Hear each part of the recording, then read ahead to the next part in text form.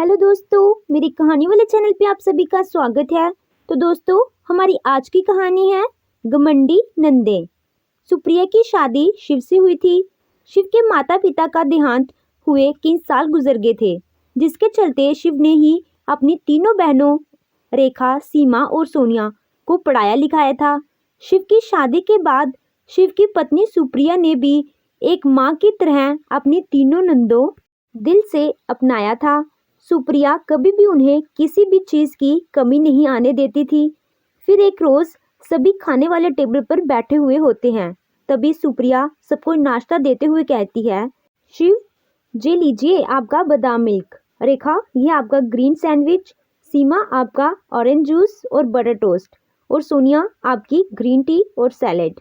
वाह भाभी, आपको सबकी पसंद का कितना ख्याल रहता है। इतना सब कैसे कर लेती हो आप। हाँ भाभी, आपके हाथों का टेस्टी नाश्ता खाकर दिल खुश हो जाता है। बहनों की बात सुनकर शिव कहते हैं, अरे बस करो, इतनी तारीफ भी अच्छी नहीं, नजर लग जाएगी सुप्रिया को। और चुप करके नाश्ता कर लो अपना तीनों। इसके बाद सभी अपना नाश्ता खत्म करते हैं और शिव ऑफिस के लिए निकल जाता है और बाकी सब अपने अपने काम में लग जाते हैं। जब से सुप्रिया इस घर में आई थी, तब से रेखा, सीमा और सोनिया, इन तीनों को घर के काम ना करने की आदत सी हो गई थी। वह अपने सारे काम सुप्रिया से ही करवाने लगती हैं।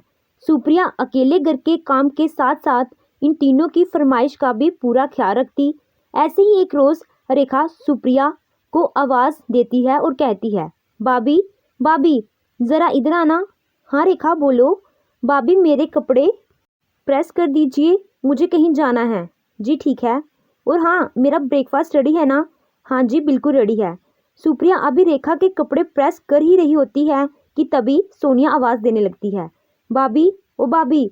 सोनिया की आवाज़ सुनकर सुप्रिया जल्दी से रेखा के कपड़े प्रेस करके सोनिया के पास उसके कमरे में जाती है। तभी सोनिया सुप्रिया से कहती है, भाभी, जल्दी से मेरे बाल प्रेस कर दो। और हाँ, मेरे ग्रीन वाले सैंडल निकालकर उन्हें अच्छे से धो देना। मैं अपने दोस्तों के साथ मूवी देखने जा रही हूँ। ठीक है सोनिया। और हाँ भाभी, भैया से कुछ पैसे भी दिलवा देना, थोड़ी जेब भरी रहेगी मेरी भी। वैसे तो आपको पता ही है कि मुझे ज़्यादा खर्चा करने की आदत नहीं है, पर जब करती हूँ तो फिर रुकती भी नहीं हूँ। ठीक है सोनिया, मैं सब जानती हूँ। इतना कहकर सुप्रिया जल्दी से सोनिया के बाल प्रेस करती है और फिर उसके सैंडल को अच्छे से साफ करती है।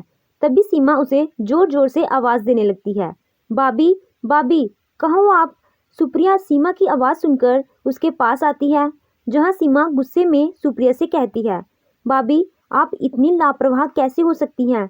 आपको पता है ना कि मुझे कॉलेज जाना है, पर फिर भी आपने मेरा नाश्ता नहीं बनाया और ना ही मेरा लंच पैक किया।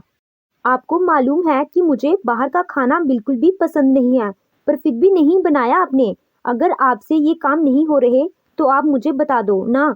माफ़ कर दो सीमा, मुझे बस तुम 10 मिनट दो, मैं अभी बना कर लाती हूँ। रहने दीजिए आप। अब ना ही मुझे कुछ खाना है और ना ही कुछ लेकर जाना है। आप ही खा लेना मेरे हिस्से का भी नाश्ता। माँ होती तो कभी ऐसे बिना खाए जाने नहीं देती, पर अब तो भाभी का राज है, क्या कर सकते हैं। इतना कहते ही सीमा गुस्से में अपना बैग उठाकर वहां से निकल जाती है। सीमा के जाने के बाद, हे भगवान, क्या हो रहा है ये मेरे साथ। इन तीनों को तो सिर्फ अपना खाना, पहनना, आना जाना ही होता है। इनको ये नहीं दिखता कि मैं अकेले कितने काम करती हूँ। अगर मैं इस घर में ना हूँ तो ये तीनों अपना काम कैसे करेंगी। ऐसा सोचने के बाद सुप्रिया फिर से अपने काम में लग जाती है। वक्त बीतता जाता है। तीनों बहनें मिलकर अपनी भाभी सुप्रिया से ही सारा काम करवाती थी। काम अच्छा ना होने पर उसे खूब खरी खोटी भी सुनाया करती थी, पर सुप्रिया बिना किसी बात का बुरा माने सारे काम किया करती थी। ऐसे ही एक दिन सभी लोग बैठकर खाना खा रहे थे। जैसे ही रेखा निवाला तोड़कर खाती है तो वह गुस्से में बोलती है, भाभी, कैसा खाना बनाया है आपने। सब्जी में दुनिया भर का नमक डाला है और खीर में तो चीनी ही नहीं है। ध्यान कहाँ रहता है आजकल आपका। हाँ भाभी, रेखा दीदी सही कह रही हैं। आजकल आप कोई भी काम ढंग से नहीं करती हो, ना ही अच्छे से कपड़े प्रेस और ना ही अच्छे से खाना बनाते हो, और भी बहुत कुछ। हाँ दीदी, आप दोनों सही बोल रही हो।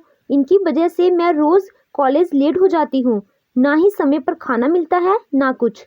मुझे समझ नहीं आता कि ये सारा दिन करती क्या है, जिससे एक भी काम ढंग से नहीं हो पाता। भाभी, आप दिन ब दिन कामचोर होती जा रही हैं। सुप्रिया अपनी तीनों नंदों की बातें चुपचाप सुन लेती है और कुछ नहीं कहती। और हाँ भाभी, ये बात अच्छे से याद रखना, अगर हम तीनों परेशान हुए तो ढंग से आपको भी नहीं रहने देंगे, ये बात याद रखना। अच्छा, तुम दोनों मेरे साथ चलो, हम बाहर से कुछ खा लेते हैं। इसके बाद तीनों बहनें खाने की प्लेट छोड़कर बाहर खाने के लिए चली जाती हैं। ये देखकर सुप्रिया की आंखें नम हो जाती हैं। अपनी बहनों की बातें सुनकर और सुप्रिया का उदास मुंह देखकर शिव सुप्रिया से कहता है, सुप्रिया तुम उदास मत हो, इसमें तुम्हारी कोई भी गलती नहीं है और मैं अपनी तीनों बहनों की वजह से तुमसे माफ़ी मांगता हूँ। अरे, आप माफ़ी क्यों मांग रहे हैं? मैं नहीं चाहती कि कोई मुझसे माफ़ी मांगे, पर हाँ, इन तीनों को भी समझना होगा कि मैं भी एक इंसान हूँ, कोई मशीन नहीं हूँ जो 4 जनों का काम एक ही समय पर अच्छे से कर दूँ। तुम चिंता मत करो, मुझे पता है कि अपनी बहनों को लाइन पर कैसे लाना है। तुम बस वही करना जो मैं तुमसे कहूँगा। अब इनको अच्छे से सबक सिखाना ही पड़ेगा। अगले दिन शिव नीलू नाम की एक नौकरानी को घर लाता है और उस नौकरानी को सबसे मिलवाते हुए बोलता है, मेरी प्यारी बहनों और प्यारी पत्नी जी, ये है हमारे घर की नौकरानी नीलू। आज से घर का सारा काम यह करेगी। भाभी है तो है घर पर, फिर इसकी क्या जरूरत है हमें?